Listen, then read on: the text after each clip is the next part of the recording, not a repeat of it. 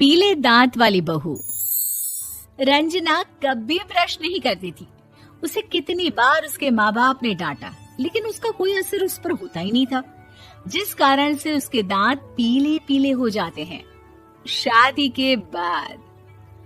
अरे बहू, वैसे तो तुझ में कोई कमी नहीं है, पर तेरे दांत इतने पीले कैसे हैं बेटा? कैसे मतलब? कोई सर्जरी थोड़ी ना कराई है। वो तो क्या नाम, मैं ब्रश नहीं करती थी तो पीले हो गए। अब क्या करूं? आप कहें तो लाल करवा लूं या फिर काले? यार ये क्या है, क्यों माँ से लड़ रही हो? लड़ रही हूँ? अरे मैं लड़ रही हूँ या ये बोल रही है कि दांत पीले हैं, पीले। अरे तपस्या थोड़ी ना की है इन्हें पीले करने के लिए। बकायदा ब्रश नहीं किया है 20 साल तक, तब जाकर। छी, कैसी बात कर रही हो? ये उस वक्त तो पीले नहीं थे जब हम लोग तुम्हें देखने आए थे। अरे तब साफ करवा लिया होगा डेंटिस्ट के पास जाकर। अब देखो कैसे पीले पीले लग रहे हैं। रंजना सास की तरफ गुस्से से देखती है। फिर शुरू हो गई पीले पीले पीले। अरे पीले तो तब भी थे जब मेरे हाथ का रसगुल्ला उड़ा उड़ा कर खा रही थी और बोल रही थी, लड़की नहीं गुणों का खजाना दे रहे भाई साहब आप। खैर, अब वो लोग करते भी तो क्या करते, पीले दांत वाली बहू पल्ले पड़ी थी तो झेलना तो था ही। एक दिन कीर्तन में रंजना गाना गा रही थी। अरे कमला बहन, माँ का द्वार है, यहाँ तो सब शुद्ध होकर आते हैं, फिर अपनी बहू को ब्रश भी नहीं करवाती तुम। दूर से पीले पीले दांत भक्ति में बाधा उत्पन्न कर रहे हैं। अरे कोई 2 साल के बच्चे थोड़ी ना लेकर आई हूँ मैं बहू बनाकर। अच्छी खासी लड़की है, अरे कैसे करवाऊं ब्रश? ये तो उसे खुद करना चाहिए ना। अब माँ बाप तो इसके जैसे तैसे निपटा दिए, ये नहीं सोचा कि सास कैसे संभालेगी। सास बहू को लेकर घर आ जाती है, लेकिन सोच लेती है कि अब इसे लेकर कहीं नहीं जाएगी। अगले रोज बहू कहती है, अरे क्या हो गया, मंदिर नहीं जाना क्या? कीर्तन का वक्त हो रहा है। मेरी मधुर वाणी से कान्हा जी जागते हैं और सोते हैं। आप तो जानती है ना उनकी भक्ति में कितना मन लगता है मेरा। वो क्या है ना, तबीयत ठीक नहीं लग रही है मेरी, आराम करूंगी मैं। तबीयत ठीक नहीं लग रही? अभी तो मिथुन के गाने पर नाच रही थी आप, और अब बोल रही है कि तबीयत ठीक नहीं लग रही। अरे भक्ति में मन लगा लो सासू माँ, ऊपर जाना है, क्या मुंह दिखाओगी आप? हाँ?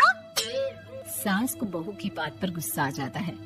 मैं क्या मुंह दिखाऊंगी, इसकी चिंता तो ना कर, समझी? अपने मुंह की चिंता कर, जो ये पीले पीले दांत लेकर हर जगह पहुंच जाती है। पता है लोग कितना मजाक बनाते हैं। ना जी ना, मैं नहीं जाना कहीं तेरे साथ। तो ये बात है। कोई ना, मत जाओ, मैं अपने कमरे में ही बैठकर भक्ति कर लूंगी। ऊपर वाला दांत थोड़ी ना देखता है, मन देखता है, भावना देखता है। और अरे बस बस, तू सब कुछ दिखा, बस ये सफेद चमकदार दांत ना दिखाना किसी को, है? जा यहाँ से। बहू को सास की बात का कोई फर्क नहीं पड़ता, वो तो जैसी थी वैसी ही रह जाती है। सुबह नहाकर किचन में खाना बनाना, फिर खाना खाना, कीर्तन भजन करना और सो जाना। एक दिन, माँ जी मैं सहेली के घर जा रही हूँ, शाम को लेट आऊंगी। हाँ, तो जाना, मैंने कौन सा तेरी आरती करनी है घर पर बैठकर। रंजना सहेली के घर जाती है, जहाँ वो पार्टी में जाने की तैयारी कर रही होती है। अरे शिखा, कहाँ जाने की तैयारी कर रही है? मैं गलत वक्त पर आ गई क्या? अरे नहीं यार, उल्टा सही वक्त पर आई है। मैंने ये साड़ी और ज्वेलरी निकाली है यार, शाम को इनके ऑफिस की एक पार्टी में जाना है। बताना कैसा लग रहा है ये सब?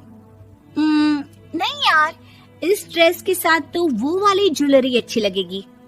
हाँ, सही बोल रही है, मैंने ध्यान ही नहीं दिया। वैसे तो हमेशा से मस्त फैशन सेंस रखती है।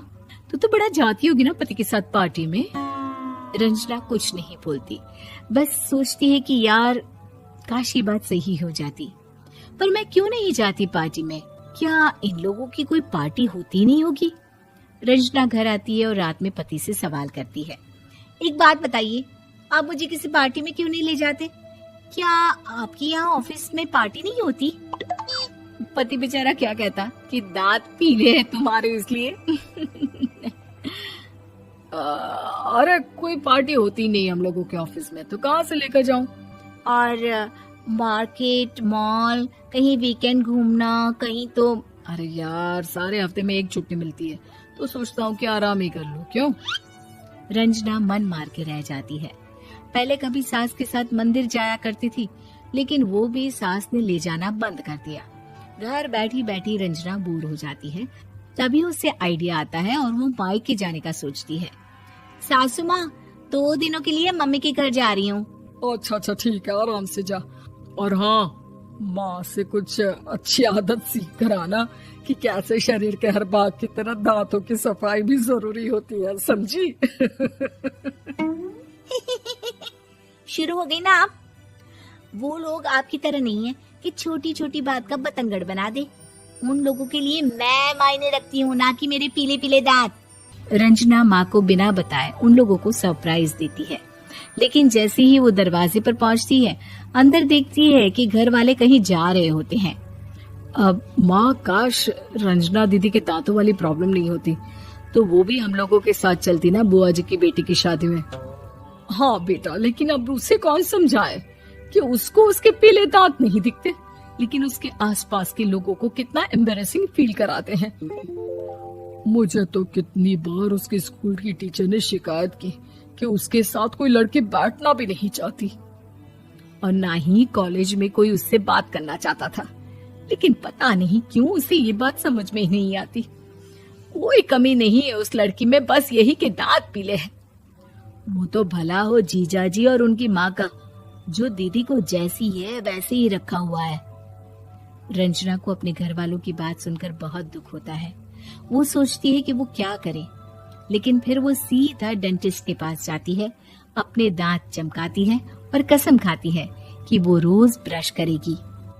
अरे क्या हो गया?